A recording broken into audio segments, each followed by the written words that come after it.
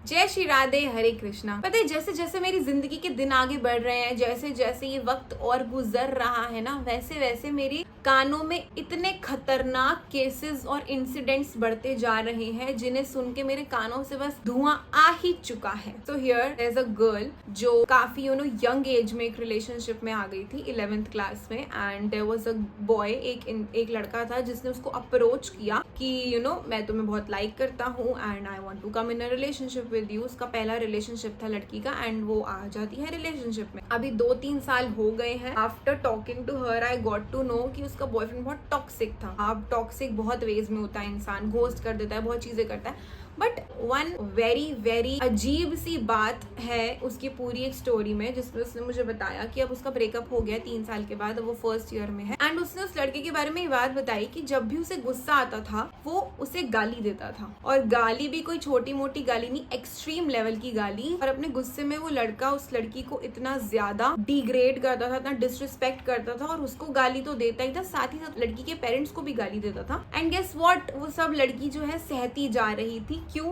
Because attach हो गई and उसने कोई एक्शन नहीं लिया और सहती गई फॉर 3 डैम ईयर्स। और ये तो छोड़ो, इसके अलावा भी मेरे घर के पास में ही एक केस हुआ है जहाँ पे एक फंक्शन चल रहा है। ओके, नाउ इमेजिन किसी की एंगेजमेंट है, फंक्शन चल रहा है। So there is one auntie and उनके बच्चे हैं, उनके बच्चों का कल एग्जाम है। तो खाना खाने के बाद एंड सब चीजें जब फंक्शन थोड़ा रैप अप हो गया, उसके बाद उन आंटी जी ने अपने हस्बैंड को बोला कि अब घर चलते हैं, कल बच्चों का एग्जाम है, लेट हो रहा है काफी। बस इतनी सी बात पे व्हाट दैट अंकल डिड, उन्होंने अपनी चप्पल निकाली एंड पूरे फंक्शन में, फंक्शन का एंड चल रहा था, थोड़े लोग कम थे, थोड़े फैमिली मेंबर्स ही थे, बट स्टिल पूरे फंक्शन में सब लोगों के सामने उन्होंने अपनी चप्पल निकाली एंड उन आंटी के पीछे उनको मारने के लिए भाग रहे थे। वो उनको गालियां दे रहे थे, अगेन दैट गाली थिंग। एंड पूरे फंक्शन में उनके पीछे वो भाग रहे हैं, लोग उन्हें रोक रहे हैं, आंटी जी भाग रही हैं अपनी जान बचा के। एंड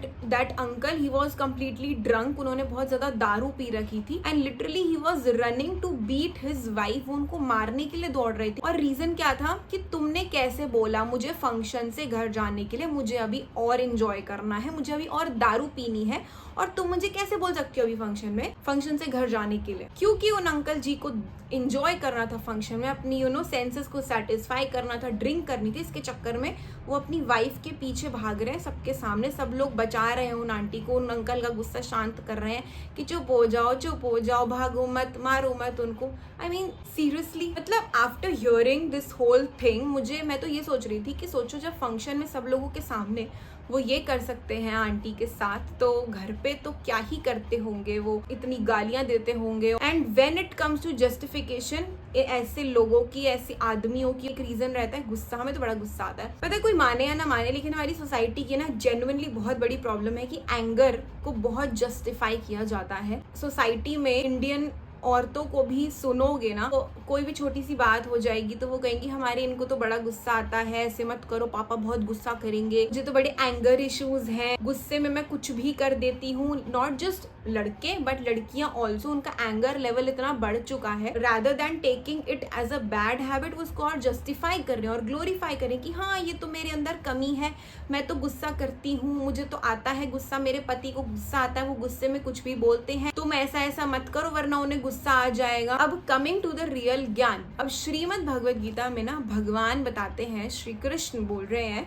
कि 3 चीजें, एंगर यानी गुस्सा, लस्ट यानी सेक्सुअल डिजायर जिसकी वजह से ज्यादातर दुनिया में रेप केसेस हो रहे हैं, एंड लास्ट ग्रीड यानी लालच। 3 है 3 गेट्स ऑफ हेल यानी नरक के द्वार है ये। अब ये तीनों ही ऐसी चीजें जिसमें इंसान ना अपना तो बुरा कर ही रहा है, मतलब अपना तो सेल्फ डिस्ट्रक्शन कर रहा है, साथ ही साथ दूसरे इंसान का मूड खराब कर रहा है, उसकी जिंदगी खराब कर रहा है, उसकी डिसरिस्पेक्ट कर रहा है, सारे लोगों के सामने उसे बेइज्जत कर रहा है, उसका सेल्फ कॉन्फिडेंस डाउन कर रहा है। क्यों?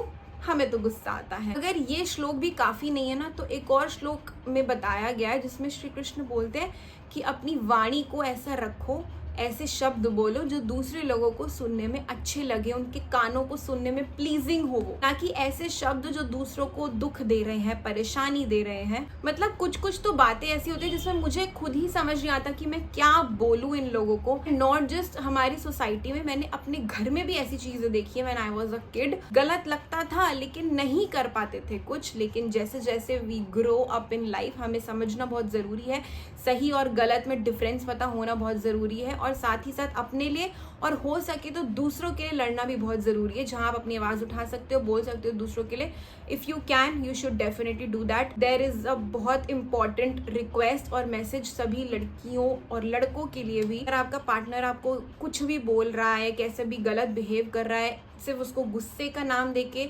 जस्टिफाई कर रहा है, तो प्लीज इसे सहिए मत। This is a toxic behaviour, this is not right. और रेफरेंस के लिए मैं श्रीमद् भगवद गीता के दोनों श्लोक ऐड कर चुकी हूँ। इससे बड़ा sign I don't think so कोई है कि गलत तो नहीं सहना है। राधे राधे।